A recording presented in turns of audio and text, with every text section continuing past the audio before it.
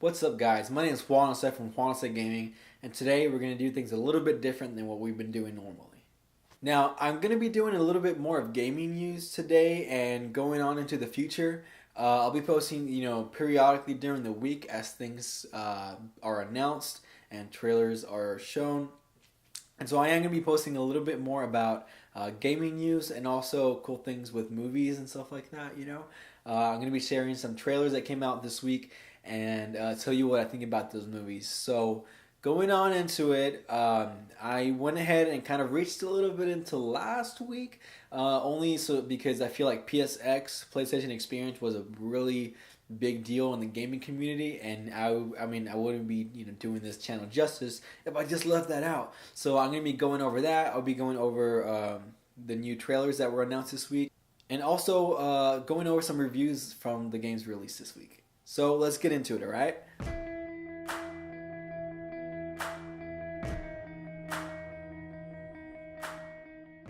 PSX, PlayStation Experience. A lot of people were really excited for Sony's conference because a lot of games were rumored to be announced, and a lot of people had really great expectations for this year's PSX, and so I'm going to kind of give you just a summary of what went down. Now, to start off the lineup, Naughty Dog went ahead and announced their new standalone DLC, Uncharted: The Lost Legacy. Now, this is going to be starring Chloe and Nadine from the Uncharted series. A lot of people are really excited because they like Chloe, and then Nadine was like this awesome, she's like a beast, and so they're really excited that we're going to be able to kind of explore their story a little more. And it was just an overall great way to start off, the PSX. And we were told that it's going to have, and I'm quoting, a cinematic story, action-packed set pieces, exotic destinations, and intricate puzzles. So basically, if you're already a big fan of the Uncharted series, then this game is going to be just for you. Moving down the line, Marvel vs. Capcom was also announced. It's going to be released in 2017. I don't believe they gave a actual official release date, but this is really exciting for all of you who are fighting game enthusiasts.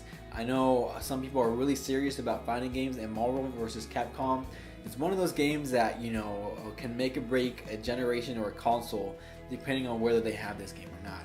And for the fact that it's going to be coming to PlayStation 4 is going to be really great. Now, for those of you who really like the Resident Evil 7 Biohazard demo, they released a new trailer and also a new update to the demo. So you're going to be able to play new areas in the demo and really get a bigger feel of what that game is all about. I don't know about you, but this game looks amazing. I feel like it's kind of like a ripoff to PT, and the Silent Hill and where that was going, but at the same time, I'm just glad that, this game is out and that the Resident Evil franchise is going to be making a different, taking a step in a different direction. Little quick fact, my wife likes to play the old Spyro and the Crash Bandicoot games.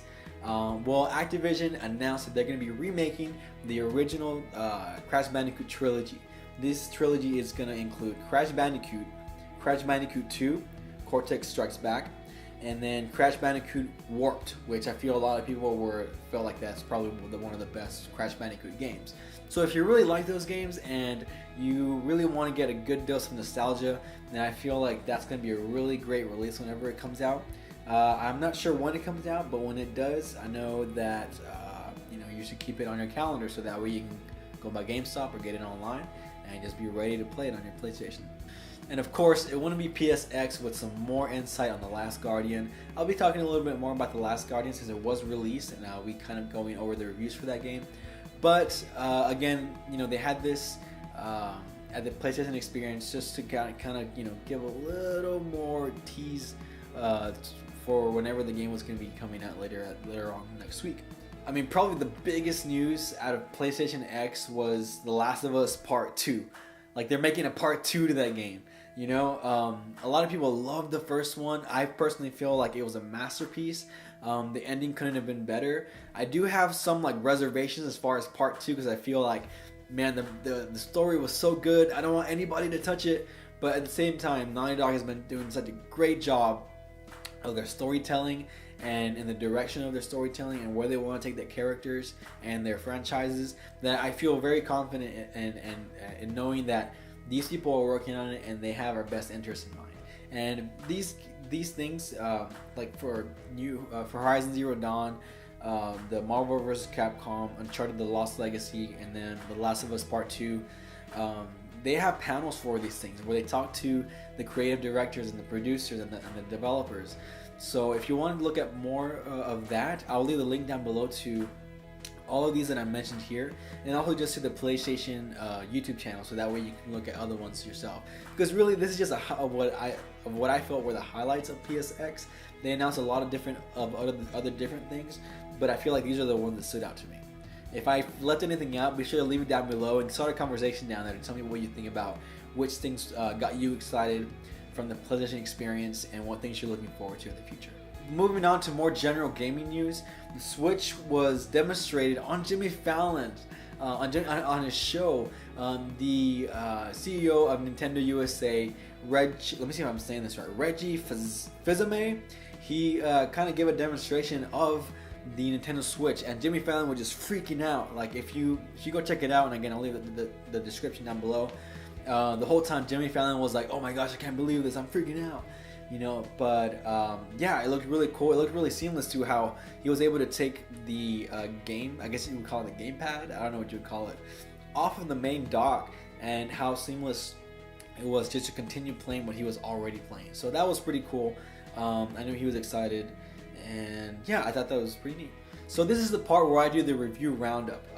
Basically what I'm going to do is I'm going to be talking about games that were released this week and going over what people scored it as, you know, what people reviewed it as. You know, was it good, was it bad, what were the good parts of this game, what were the bad parts of this game, so that way you can kind of know more or less if you would like to invest in these games. Now, to begin off the list, we're going to be going over The Last Guardian. The Last Guardian was released on Tuesday and it had a Metascore of 83. GameSpot gave it a 9 out of 10. IGN gave it a 7 out of 10, which is what a lot of people were surprised about. And then Gaming Trend, check this out, gave it a 60 out of 100 and called it alright. And now, as I looked and I researched a little bit more, people usually said that they loved the story and that, you know, getting to know the relationship between the boy and Trico was just, and Trico's a big dog, it was just, you know, amazing how you were able to build this relationship with this pet, basically, as you escape this world, right, or this place, this area. But at the same time, there were some issues with the mechanics, you know, as far as camera angles, and a lot of people said that it felt like a last generation game. They felt like it was meant for a last generation console, as far as the mechanics and the physics go. But when you think about it, this game has been out in production for the past, what, 7 years? It was originally supposed to be released on the PS3, but they went ahead and kind of put it on the PS4. So maybe that all plays a part in why people feel like, you know, it wasn't really the best as far as mechanics go. But for the most part, some people even said, you know, mechanics and all that aside, this game was a really great game and you should go buy it. So I feel like if you have the money for this game, The Last Guardian is a definite buy. And then of course, moving on to Dead Rising. Dead Rising was released on Tuesday. It had a Metascore of 76. Attack of the Fanboy gave it a 90. Gaming Trend gave it a 90, saying it was a spectacular open world zombie slaying experience. GameSpot gave it a 70. Eurogamer gave it a 70, saying that it was basically repeating much of the same experiences and not innovating in the zombie genre. So if you already like the Dead Rising games, then I'm sure that this game is going to be one for you. And the last one for today is going to be Steep. Now, if you don't know what Steep is, it's basically a game where you can paraglide, snowboard, ski, parachute, and do all these crazy things in the mountains. So let me go over the reviews with you guys. The Games Machine gave it an 87 out of 100. WordStar gave it a 10 out of 10. That's a perfect score, saying that Steep is a snowboard winter sports game for people who like their games a bit more chill and less way over the top already. Okay, so, and then We Got This Covered scored it a 70 out of 10. GameBlog scored it a 70 out of 10, saying that Steep has both strong qualities and strong flaws. It offers a gigantic and beautiful open world where you can teleport everywhere without a single loading screen, excellent board sport sensations, nice trick system, but the UI is a mess. The progression is muddled and repetitive, and the multiplayer really lacks ideas and polish. So if this is the type of game that you like, extreme sports, snowboarding, all that stuff, then I feel for the most part a lot of people felt like it was a good game, you know, when it came to that.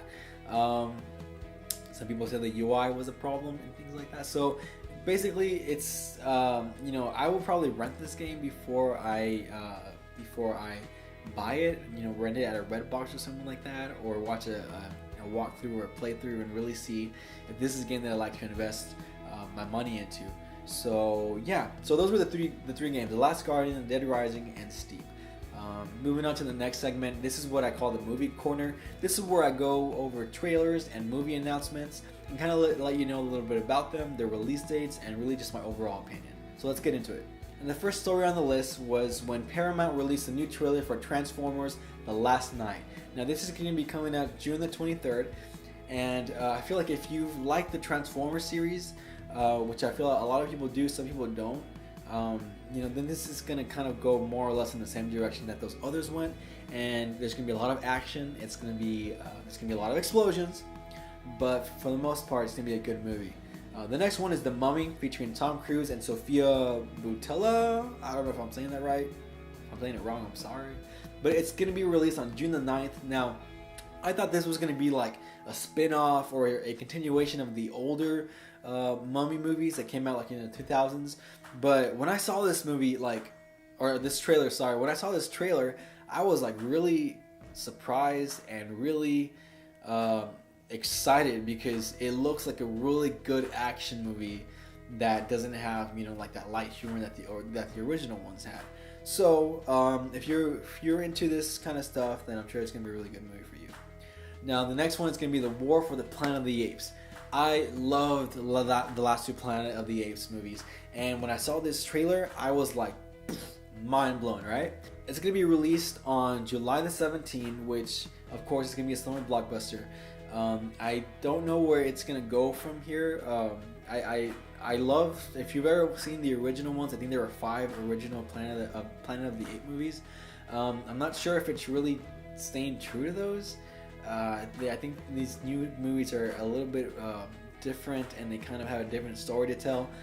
But if it's anything like those other ones, then I know that they are gonna be doing a lot of themes with, you know, with slavery and domination over another race. So I feel like it's gonna be a really good movie, not only for its action, but also for the social questions that it asks. So again, it's gonna be released on July the 17th. Now the last Fast and the Furious got me all teary-eyed and stuff with Paul Walker being gone, but we were able to get a sneak peek preview to the trailer, because the trailer's coming out tomorrow, but this is just a sneak peek. Because today's Saturday, but it's coming out on Sunday, the trailer. So just keep your eye out for that. I may do a short video, kind of, you know, doing an analysis of that video, kind of letting you know what I think and what my hopes are for that new movie. Now, a lot of people love The Rock. I personally, I think he's a great guy and stuff, but I mean, he's in so many movies, and so many movies that I feel are very shallow. You know, they're entertaining to watch. Like San Andreas was, you know, it was fun to watch, but I left, you know, not remembering much about it. But, you know, that's the thing about his movies, right? Like, they're very entertaining, and while you're there, you're having fun. And just recently, this week, Baywatch was announced, featuring The Rock. It's going to be released on May the 26th. Now, if you have no idea what this is, what Baywatch is, it's basically, I mean, if you're a 90s kids, you know, you grew up watching Baywatch, maybe if your parents let you. But it's just a bunch of, you know, lifeguards kind of doing their job, and things get a little bit extreme and dramatic, you know, as they're watching the bay. And I can't leave without talking about the new Spider-Man trailer, the official trailer. We got to see a little bit of his toys. We got to see a little bit of where he is in high school. I'm so glad that this Spider-Man looks a lot younger than the other ones, because I think like Tobey Maguire was like in his 30s whenever he started to play Batman. He was supposed to be like in high school, which didn't make sense because he did not look like a high school teenager. But this guy does look like a teenager, and I'm excited for that. So yeah, these are all the movies.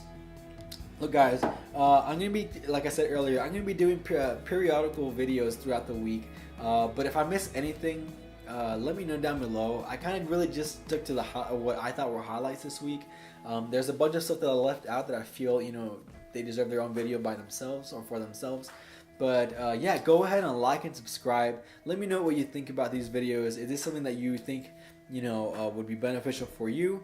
At the end of the week, just kind of recapping on all the gaming news. And that's how next week is going to be. I'm going to be doing a bunch of videos throughout the week, kind of talking about, you know, daily news as far as gaming. And then come Saturday, I'll be doing a longer video, kind of recapping of recapping everything that happened that week. So that way, if you missed all those videos, just watch that last video, and you should be good to go as far as gaming news, and you'll be informed. So again, guys, if there's anything I missed, go ahead and leave a comment down below.